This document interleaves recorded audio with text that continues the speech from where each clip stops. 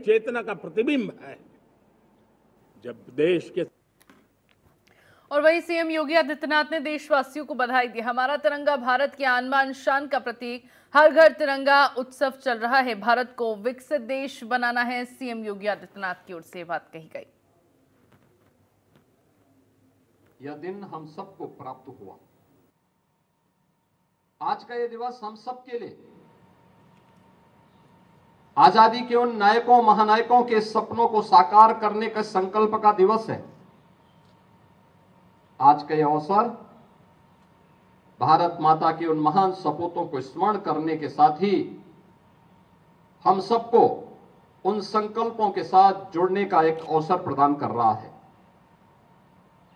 यह हमारा सौभाग्य है। आजादी के अमृत काल के तृतीय चरण में हम लोग प्रवेश कर चुके हैं। इस देश का यशस्वी नेतृत्व आजादी के अमृत काल के इस प्रथम दशक में दुनिया के सबसे लोकप्रिय राजनेता, भारत के यशस्वी प्रधानमंत्री श्री नरेंद्र मोदी जी के सुरक्षित हाथों में आज हम सब एक नए भारत का दर्शन कर रहे हैं। हमने पिछले 10 वर्ष के दौरान एक नए भारत का दर्शन किया है। यह नया भारत एक भारत भी है तो श्रेष्ठ भारत भी है। 10 वर्ष में भारत ने अभूतपूर्व प्रगति प्रत्येक क्षेत्र में की है। देश की प्रगति के साथ हम भी सहभागी बन सकें। आजादी के अमृत महोत्सव वर्ष में प्रधानमंत्री मोदी जी ने हर भारतवासी को पंच प्रण का स्मरण कराया था। यह पंच प्रण आजादी के उन्हीं संकल्पों को पूरा करने के प्रत्येक नागरिक के अपने दायित्व को जोड़ने का एक प्रण है, एक अभियान है, और उस अभियान का हिस्सा हम सब बन सके। इसके लिए उन्होंने जो आह्वान देशवासियों का किया, उस आह्वान के साथ जुड़ते हुए राज्य सरकार ने भी लगातार प्रयास किए। ये 25 करोड़ की आबादी का राज्य पिछले 7-7.5 वर्ष के दौरान एक नई यात्रा प्रारंभ किया है। ये यात्रा समृद्धि की यात्रा है।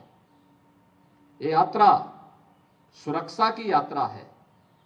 ये यात्रा प्रत्येक नागरिक के चेहरे पर खुशहाली लाने की यात्रा है, और इस यात्रा के सुखद परिणाम भी अब आते हुए दिखाई दे रहे हैं। हम सब ने इस बात को देखा है कि उत्तर प्रदेश, अगर भारत ने 2014 से लेकर 2024 तक 10 वर्ष में 10वीं बड़ी अर्थव्यवस्था से आज दुनिया की 5वीं बड़ी अर्थव्यवस्था की एक यात्रा प्रारंभ की है, तो उत्तर प्रदेश ने 7 वर्ष के दौरान देश की 6ठी-7वीं अर्थव्यवस्था से आज देश की नंबर 2 अर्थव्यवस्था के रूप में अपना एक स्थान बनाया है। आज उत्तर प्रदेश देश की जीडीपी में 9.2% से अधिक का योगदान देकर के भारत के ग्रोथ इंजन बनने की दिशा में पूरी प्रतिबद्धता के साथ कार्य कर रहा है।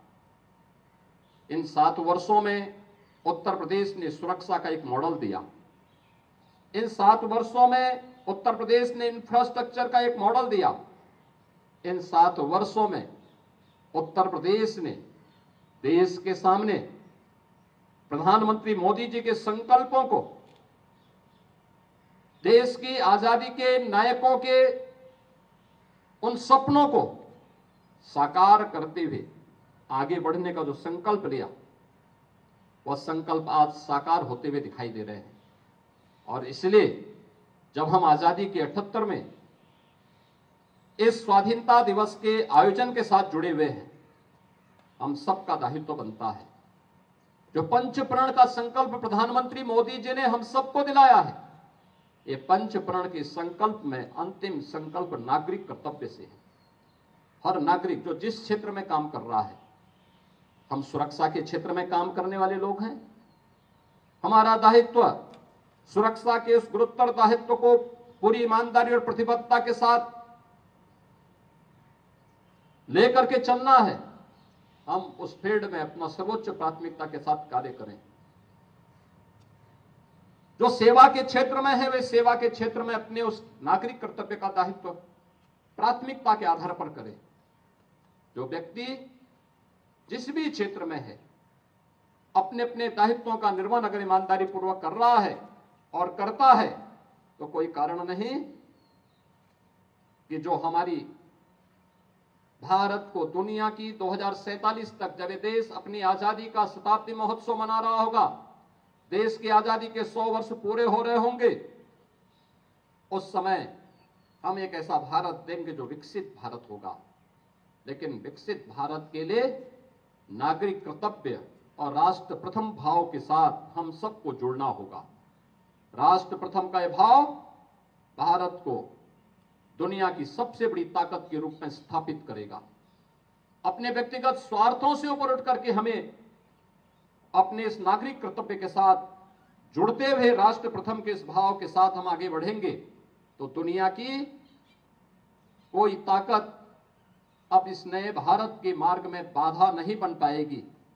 आज का इस संकल्प राष्ट्र प्रथम के इस भाव के साथ हम अपने जीवन के मंत्र का हिस्सा बनाएंगे। इस विश्वास के साथ मैं एक बार फिर से भारत माता के महान सपूतों को स्मरण करते हुए उन्हें कोटि कोटि नमन करते हुए विनम्र श्रद्धांजलि अर्पित करता हूं और पूरे प्रदेशवासियों को देश की आजादी के 78वें दिवस के अवसर पर अपनी हृदय से बधाई और शुभकामना देता हूं।